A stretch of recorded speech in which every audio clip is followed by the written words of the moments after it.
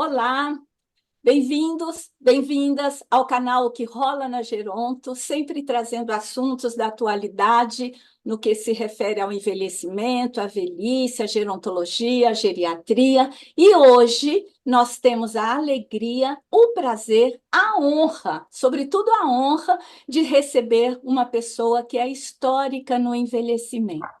Hoje nós temos a presença do senador Paulo Paim, 75 anos.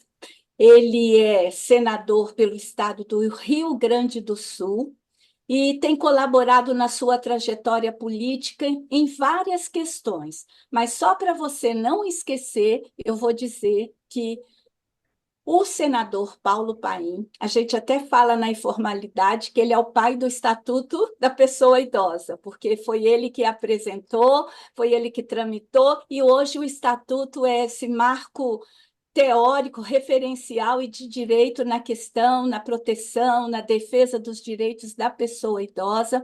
Então, fazia tempo que nós desejávamos tê-lo conosco e a agenda hoje favoreceu. Além disso, né, o senador tem se posicionado nas questões da velhice, do envelhecimento no Brasil. Portanto, é uma honra, um prazer. E nessa primeira palavra, nós queremos dar a palavra, senador, para o senhor dar uma boa-vinda para o nosso público que nos acompanha. Por favor, a palavra é sua nesse primeiro momento. E a gente passa para as perguntas.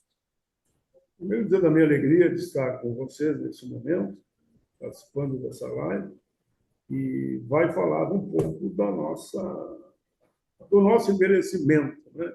E dos próprios cuidadores dos idosos. Eu cumprimento, então, o doutor Sérgio Pascoal, médico geriatra, doutora Ieda Duarte, gerontóloga, professora associada da USP, e doutora Marília Betzins, assistente social, mestre em gerontologia. Eu tenho muito orgulho de dizer que, de fato, fui o autor do Estatuto do Idoso. E é uma história bonita, viu? Como é que eu fui inventar o Estatuto do Idoso? Na verdade, foi um cidadão idoso do Rio de Janeiro que disse, ele era deputado federal ainda, ele disse, olha, pai, eu mandei para um monte, ele usou o termo monte mesmo, né? Eu usaria diversos, mas ele usou, mandei para um monte de políticos, nenhum me respondeu. Aí me disseram, se o pai não responder, desiste. Eu peguei aquela carta dele, achei uma graça, a qualidade, o crescimento, o envolvimento dele com aquilo que ele elaborou, e respondi para ele de imediato, disse, olha, eu vou encaminhar para a consultoria e vamos apresentar o Estatuto do Idoso, sim. E assim eu fiz, né? Eu tenho muita alegria de lembrar a data da promulgação, quando o presidente Lula, numa atividade no Palácio do Planalto, me deu a oportunidade de eu falar sobre o Estatuto do Idoso, né? E eu fiz uma fala, eu não sei se consegue ver aqui, aquela fotografia lá em cima, onde eu estou falando, está aqui a esposa do presidente Lula, na época falecida, e eu fiz uma fala. Eu me lembro, não me peçam para mim falar agora, né? Não. Eu acabei declamando, porque cantando não, aquela música naquela mesa, está faltando ele, e a saudade dele está morrendo. Foi uma forma de homenagear meu velho pai, que já faleceu, né? E foi um momento muito rico para mim, muito bonito, e que eu jamais vou esquecer, né? O Estatuto, ele contempla todos os temas que envolvem o interesse do idoso, e isso me faz sentir de missão cumprida. Tanto o Estatuto do Idoso, como o Estatuto, eu fui autor também, da pessoa com deficiência, e também o Estatuto da Igualdade Racial. Muito E ele bom. surgiu de uma ida minha, da Benedita, do CAO, do Edmilson Valentim, a bancada negra na Constituinte. Nós somos a África do Sul, e eu recebi em mãos da Winnie Mandela a Carta da Liberdade do Povo Sul-Africano. E me inspirei nela, voltei ao Brasil, e aí conversei muito com negros, brancos, pessoas comprometidas com os direitos humanos, e apresentei o Estatuto da Igualdade Racial. Mas, se você me permitir ainda, eu gosto muito de escrever, e sou metido a ser poeta, mas poeta não sou, mas sou metido a ser. Diz que de poeta e louco todos nós temos um pouco, né? Então, eu escrevi também naquele dia uma poesia que eu vou só ler as primeiras 3 frases, hein? Depois eu paro. Eu boto idosos e rebeldes. Quem são vocês? Velhos, rebeldes, aposentados? Como ousam dizer não à elite que manda no país? Somos rebeldes, né? Quem são vocês que se levantam bravos e contestam os 3 poderes da República? Com que ousadia saem às ruas, fazem movimentos, horas e horas, numa luta permanente para melhorar a vida de todos. Muita energia, muita raça, é um espírito guerreiro que nos deixa sempre jovens. Chega, essa não vou ler mais agora. Só pegando o Estatuto e lendo o Estatuto. Mas muito bom. Vamos entrar no tema, né, que nos trouxe aqui. Isso, que é a Política Nacional de Cuidados, senador. Que nós tanto A autoria precisamos. da deputada Leandra Dal Ponte, né? Isso. Eu fui escolhido para ser o relator. Aprovamos nas 2 casas, se transformou na Lei 15.069 de 2024. Foi sancionada pelo presidente Lula. A norma estabelece, então, resumindo, que não tem em mãos, né?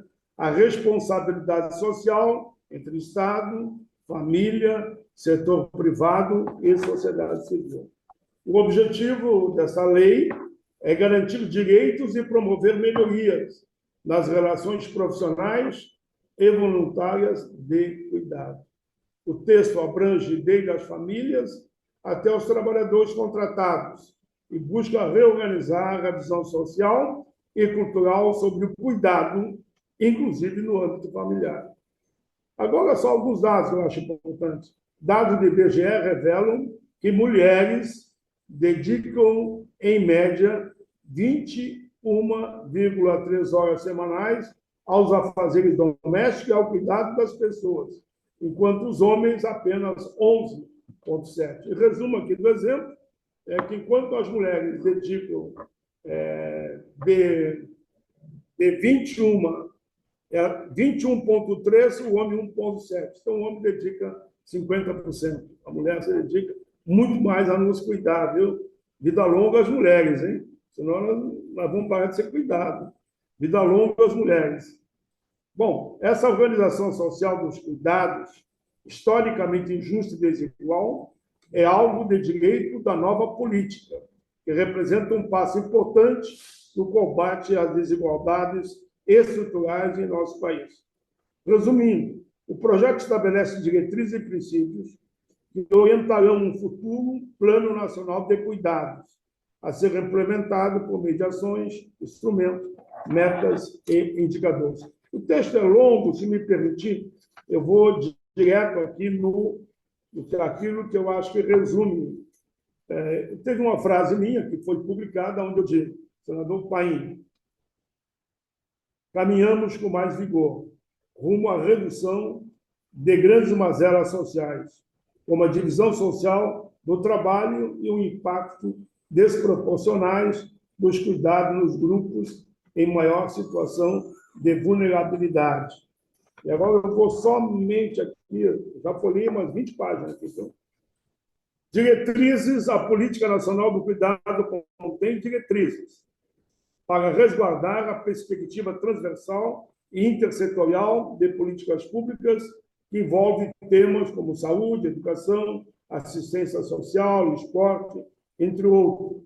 Entre as 10 diretrizes da Política Nacional de Cuidado estão, aqui é tranquilo que são só frases. 1. Participação da sociedade na elaboração das políticas públicas de cuidado e seu controle social. 2. Simultaneidade na oferta dos serviços para quem cuida e para quem é cuidado. 3. Descentralização dos serviços públicos ofertados relacionados ao cuidado. 4. formação continuada e permanente nos temas de cuidado nos serviços públicos e prestadores de serviços que atuem na rede pública. Plano de cuidados.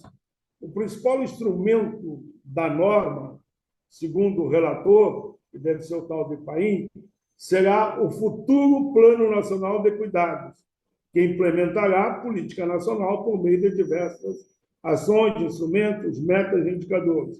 O plano será aplicado de forma descentralizada e articulada entre os entes federados. A implementação dessa política representará, aqui eu termino, viu? Representará um grande desafio, mas contará com estruturas robustas que vão viabilizar uma atuação efetiva e coordenada de todos os atores envolvidos. Disse Paim, em referência à responsabilidade compartilhada entre União e os demais entes federados. Foi um resuminho do tema que vocês, mais do que eu, olha que eu tive que guardar, fazer um resumo e fazer uma pequena leitura.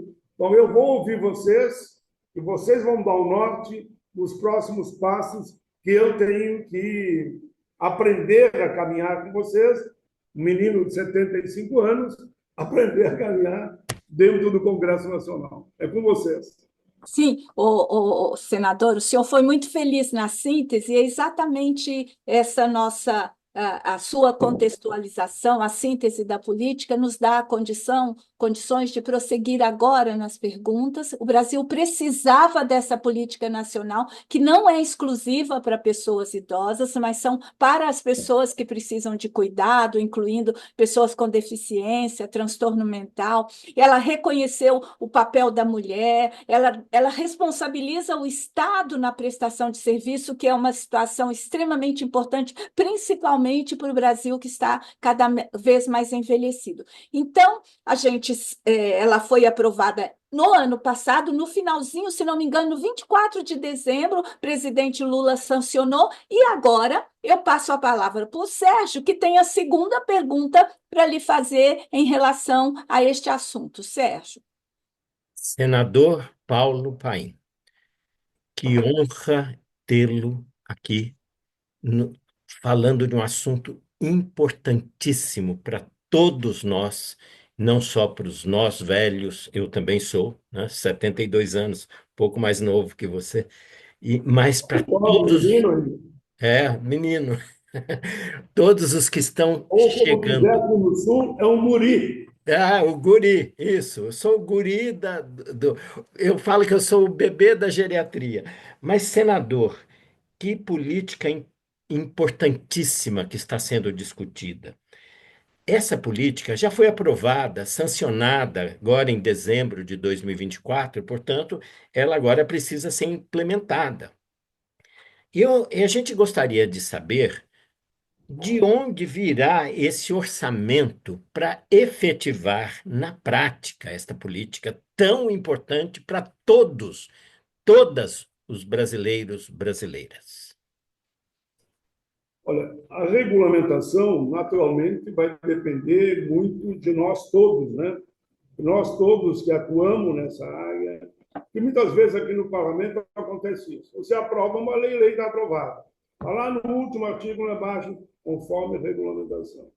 E aí, se não houver uma mobilização coletiva de líderes como vocês, homens e mulheres, né, para que tragam esse tema e exijam a regulamentação. Eu vou dar um exemplo. O Estatuto de Igualdade Racial tem muita coisa boa ali que não está regulamentado. Por isso que ele não é tão conhecido, né? Ele não é tão conhecido porque as pessoas não entenderam que, por exemplo, a política de cota, só vou dar um exemplo, a política de cota que existe no Brasil é graças ao Estatuto de Igualdade Racial. Lá tinha um princípio, e depois, a partir daquele princípio, eu fui ao Supremo Tribunal Federal defendi e ganhei, porque o meu adversário, que era um senador, ele disse, olha o absurdo que ele disse, serve para todos nesse momento. Ele disse que as mulheres negras gostavam de ser violentadas no longo da história desde a escravidão.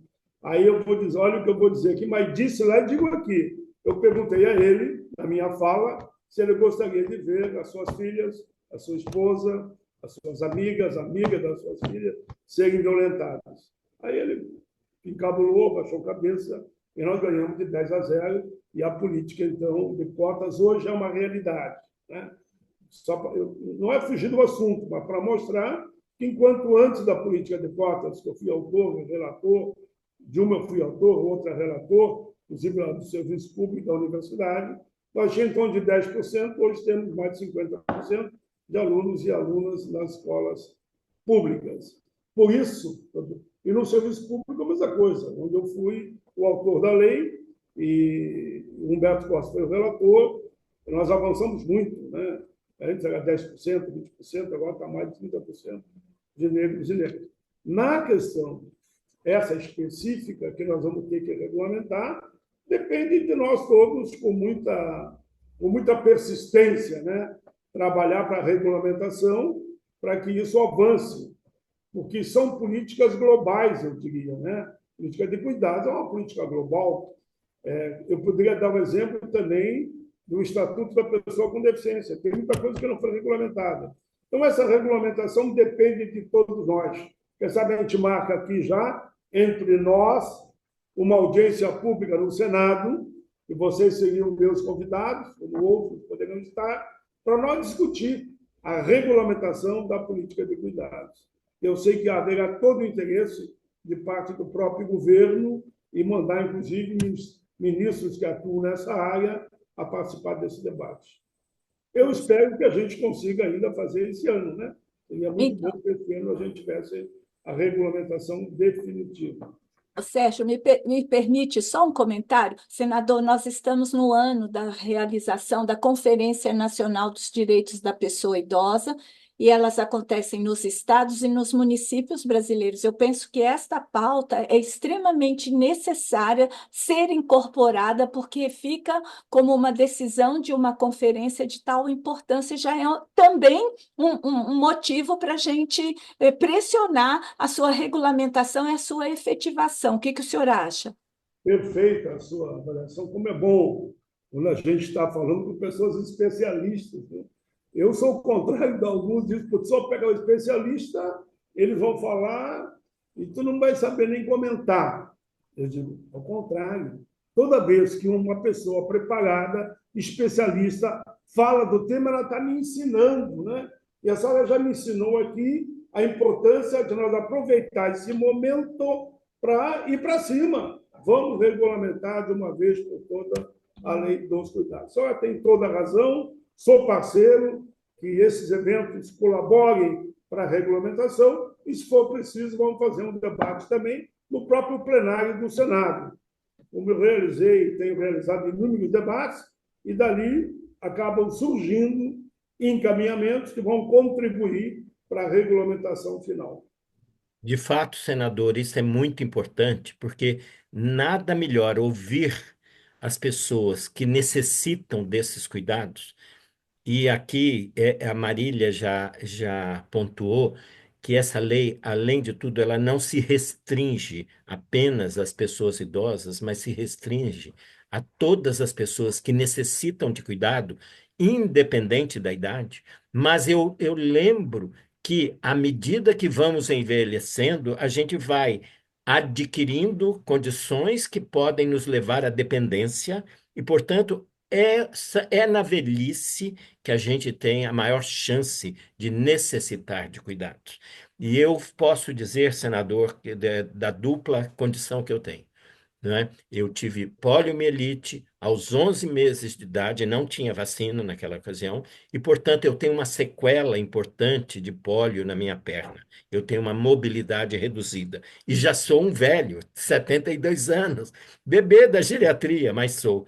Portanto, é fundamental que haja essa sua política, e daí sua importância de levar isto, mostrar para a sociedade que precisamos ter uma política nacional de cuidados e, portanto, eu não posso deixar, como pessoa velha e com deficiência, agradecer a sua iniciativa de relatar isto e mostrar para a sociedade, querer discutir isto, para a gente conseguir orçamentos para efetivar para todos aqueles que necessitam de cuidados. Muito obrigado.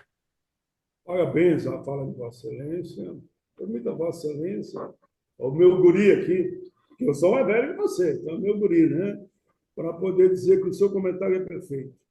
Eu sempre digo, e eu atuo muito nessa área, de criança, adolescente, idoso, a luta contra o feminicídio, por exemplo, feminicídio é assassinato de mulheres, né? Mas a luta das mulheres, a luta dos negros, dos índios, dos quilombolas. E digo na questão do idoso, o que, que nós temos que ter? Veja, ao mesmo tempo que eu falei do Estatuto do Idoso, eu falei do Estatuto da Pessoa com Deficiência. Eu tenho orgulho de ter sido também um autor. Porque nós, é um processo natural da vida. Eu não sou especialista como vocês, mas veja por mim.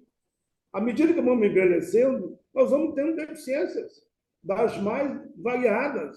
Então, nós, idosos e deficientes, na verdade, formamos um batalhão positivo, eu diria, né, para avançar, caminhar e buscar qualidade de vida para todos. Porque eu sempre digo, quem não vai ter um problema de visão na velhice? Ampla maioria, né? Quem não vai ter um probleminha de coluna, como eu já tenho? Eu cheguei no Congresso como constituinte, eu tinha 33 e agora eu tenho 75. Quem não tem um probleminha de ciático? Eu já tenho, né? Quem não tem que, ao dormir à noite, se preocupar e deixar a perna um pouco mais levantada, os dois assim, usa até um triângulo, viu? Se eu falar desse triângulo, ajuda a diminuir a dor. Todos nós teremos algum tipo de deficiência. Vamos buscar, como diz a música, ando devagar, que já tive pressa, levo esse sorriso, que já sofri demais. Quer dizer, ando devagar, essa invenção minha aqui da invenção, porque queria ser cantar quando não é cantor, como diz o outro, é até um bom político, mas cantor não. Mas ando devagar porque eu tive pressa, que a vida me ensinou tudo isso, né? Sofremos tanto e aprendemos tanto. Mas eu tenho orgulho de dizer que estou envelhecendo. Que se eu não envelhecer é porque eu morri bem jovem. Eu não quero que ninguém morra jovem, eu quero que todos tenham o direito sagrado e bonito, prazeroso de envelhecer, de ver os cabelos brancos, né? E cortar o cabelo baixinho já quando não quer mais que apareçam todos brancos, que nem você e eu aqui, ó. Então, tirei o boné numa homenagem à luta, né, de nós todos, e ao natural estamos envelhecendo. E com saúde. Vamos torcer que assim seja. Né? Senador, é uma honra tê-lo aqui. Eu agradeço muito a oportunidade de estarmos aqui conversando e caminhando nessa linha que o senhor muito bem colocou, que conforme nós vamos envelhecendo, pode ser que precisemos, em algum momento, de cuidados. Pensando um pouco nisso, o senhor não só na Política Nacional de Cuidados, mas o senhor é um grande batalhador na questão dos cuidadores. Tanto que, em 2020, o senhor também foi o autor de um projeto de lei 5.178, que visa a regulamentar a profissão de cuidadores. Nós aqui, né, muitos de nós aqui, batalhamos muito por isso, batalhamos uma vida por isso, né? Mais de 20 anos nós estivemos à frente da questão da regulamentação dos cuidadores, que, quando conseguimos que ela fosse aprovada pelas duas casas e chegasse na mesa da Presidência da República em 2019, infelizmente ela foi vetada. Né? Mas, graças ao senhor, novo projeto foi apresentado para que vamos de novo, né? Tá certo que na hora que ela foi vetada, todos nós trabalhamos tanto tempo com isso, pensamos assim, de novo, morrendo na praia, né?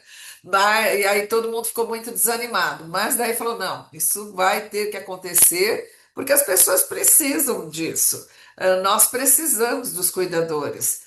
E nós precisamos que isto vire uma profissão para que ela seja regulamentada. Então, em primeiro lugar, muito obrigada por o senhor ter tido essa iniciativa de novamente apresentar um projeto de lei que caminhasse nessa direção. Aí o que nós queríamos que o senhor colocasse aqui para a gente é como é que isso anda, onde é que está, para quem nos escuta, está muito interessado em saber onde está esse projeto e como é que ele está caminhando. Olha, já fizemos uma série de reuniões. Eu sinto que a sensibilidade aumenta cada dia que passa, independente da questão ideológica, que no Congresso tem muito aquela nós e eles e nós, né? Que a questão aí polêmica da política acaba dividindo.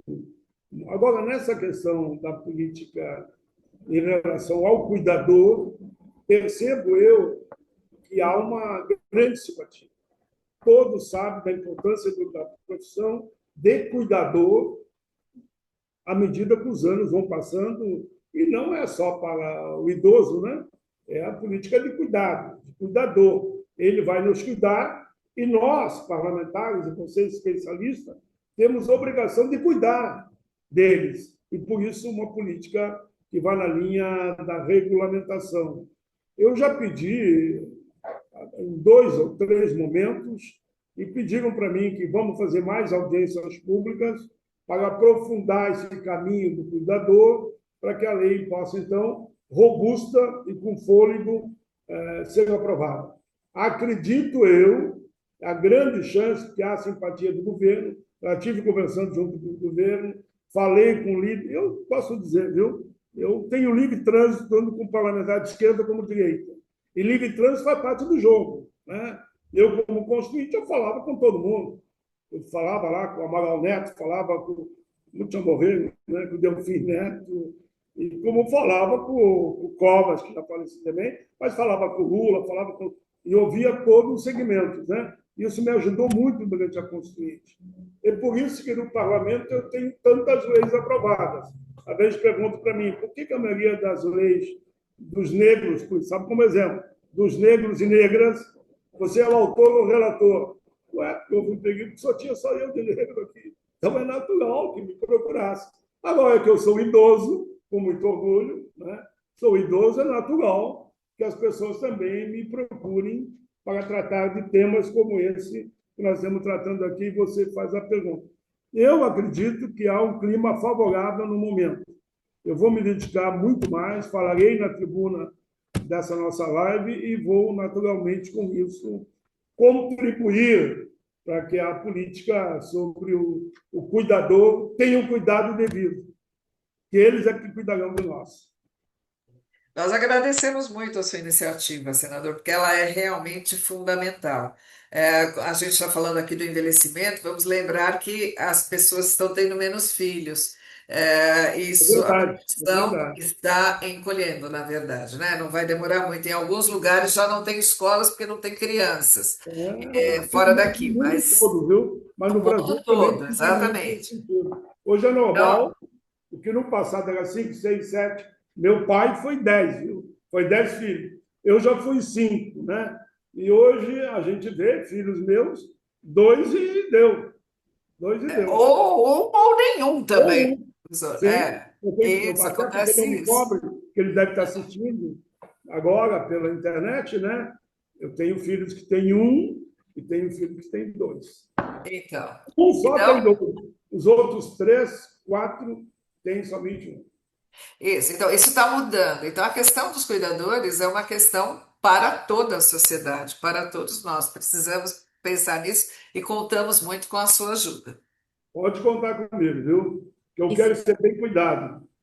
Isso é ótimo, senador, porque nós vamos contar mesmo com o senhor esse trânsito que o senhor assim, sinalizou desta possibilidade. Nós precisamos, o Brasil precisa regulamentar a profissão de cuidador de idoso. Isso já passou do tempo, como a Ieda bem disse, é uma longa luta, mas pega, e nós precisamos, e nós queríamos muito contar com a sua presença nessa luta, assim como o Estatuto do Idoso foi uma garantia de direitos para hoje, né, segundo o IBGE, 32 milhões de idosos, e depois de 2022 aumentou este número, assim como a Política Nacional de Cuidados, e nós gostaríamos muito que tivesse a sua assinatura essa aprovação da profissão de cuidador de idosos. Eu acho que o Olha, senhor escreve assim, letras de ouro, a questão histórica, a questão de garantia de direitos da população idosa brasileira.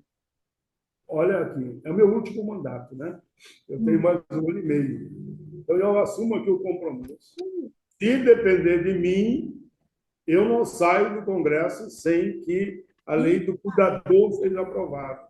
Nós Ok, temos esse mais meio ano, né? E o ano que vem. Eu ok. vou completar 40 anos de Congresso. Então, eu Aham. vou passar o bastão para a moçada que vem chegando, para continuar o trabalho que a gente fez até o momento. Fica aqui o O nosso. compromisso. Mas não saia do Congresso, eu estou dizendo para mim mesmo, de não sair do Congresso sem aprovar a lei do cuidador. Só que Muito aqueles que não obrigada. querem que eu saia, daí vão começar a fazer campanha para não aprovar, porque deu pai não sai. Nada disso, viu? Não tem nada a ver. Não, Tem força de expressão aqui, não. vamos trabalhar para aprovar, sim. Ok. E Se não até for sim, mesmo vai cada ano que vem.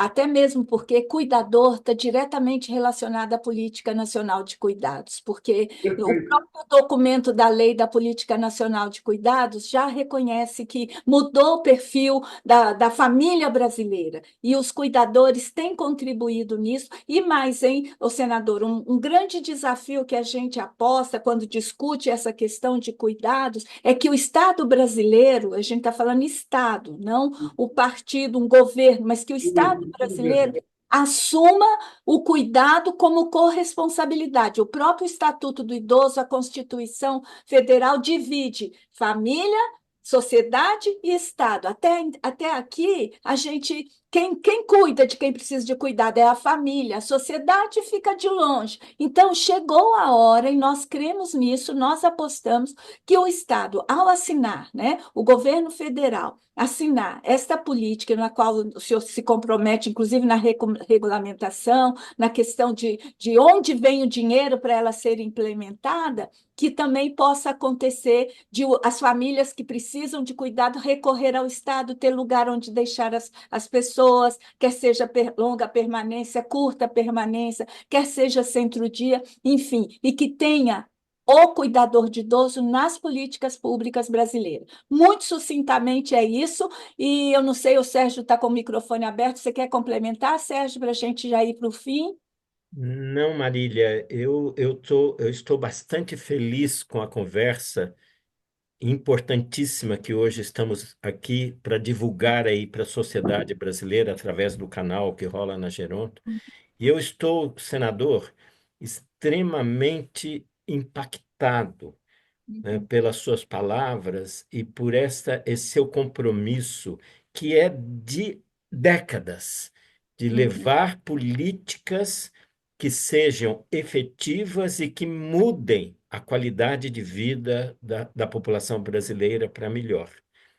Sua trajetória é incrível. Eu o acho e sempre achei, nunca o havia visto tão de perto como hoje, apesar de estarmos online, mas o senhor ou você é um dos políticos mais admiráveis deste país. Eu queria simplesmente lhe agradecer por toda a sua trajetória e por tudo aquilo que tem colocado na lei para que essas políticas se efetivem. Muito obrigado, senador Paulo Paim. Muito obrigado. Eu te digo gratidão, Sérgio Pascoal, pela sua fala, mas sabe que eu sempre digo que o homem que não tem causa, ele não entendeu ainda a razão da sua vida. E Uhum. as minhas causas eu resumiria nas políticas humanitárias. Perfeito. Se eu estiver colado no meu coração, eu estou escrevendo um livro chamado Política com Alma, né? Que é comentando esses meus 40 anos no Congresso. Então, o coração tem que falar, né? A alma tem que falar. E tem que falar numa visão de melhorar a qualidade de vida das pessoas. É só isso que me norteia o meu caminho. Enquanto fazer um gesto que melhore a qualidade de vida das pessoas, seja de uma criança, seja de um idoso, pegando um universo mais amplo, né? Eu estarei fazendo o meu papel aqui nesse planeta. E quando eu for lá para o alto, se eu puder lá de cima, eu não vou estar dando palpite aqui nas políticas humanitárias. Um abraço a todos vocês, viu? Muito obrigada. Alguém vai falar, eu ouço aqui ainda, claro. Não, só queríamos as considerações finais. O senhor já fez um belíssimo aí, enfim, mas a honra de ter é nossa e nós gostaríamos que o senhor também deixasse suas considerações finais e aí nós encerramos esse belíssimo episódio, esse belíssimo encontro nesse dia, viu, senadora? A palavra final é sua e a minha é só de fechar o assunto aqui. Bom, se sobrou para mim sobrou, né? Deixa eu dizer para vocês, em primeiro lugar, que eu estou muito preocupado com o mundo hoje. Eu Uhum. escrevi um artigo sobre o compromisso de todos nós em rezar, em articular, em trabalhar pela paz. A Uhum. violência hoje no mundo, existe no mínimo 50 guerras em diversos países acontecendo no mundo. Eu sempre tenho dito que a palavra amor é uma palavra tão pequenininha, mas ela diz tudo. A gente deixa o ódio, deixa o espírito do mal, e que prevaleça o amor, que prevaleça o carinho, que prevaleça uma frase que eu uso muito também, que eu digo, fazer o bem sem olhar quem. Olha, se todo mundo fizesse o bem sem olhar quem, o mundo seria outro, o planeta seria outro. A defesa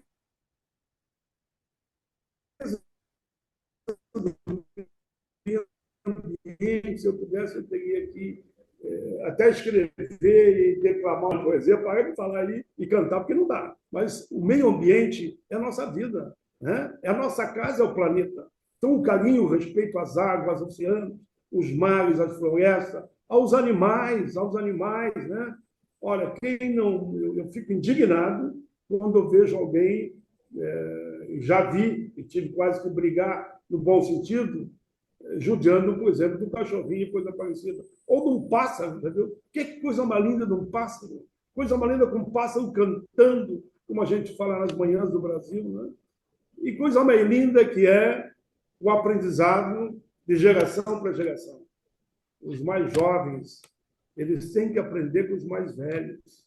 Nós temos uma história de vida, cada um no seu estilo, no seu tempo, mas se eles ouvirem a história de cada um, eles ficarão mais sábios e saberão ensinar isso para os filhos deles também, para os filhos, para os amigos, para os sobrinhos, para os primos. Mas, enfim, a minha palavra seria obrigado. Eu fico muito feliz, e termino com essa frase, eu fico muito feliz de saber que no mundo existem pessoas iguais a vocês. Beijo no coração de todos.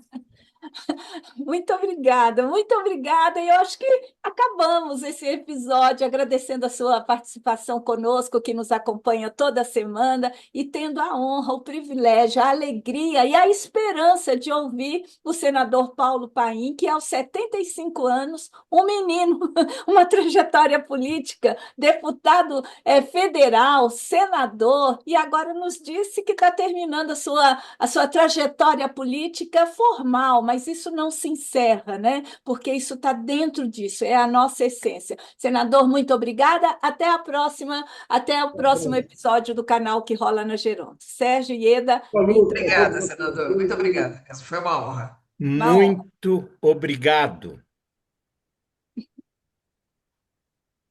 Tá bom.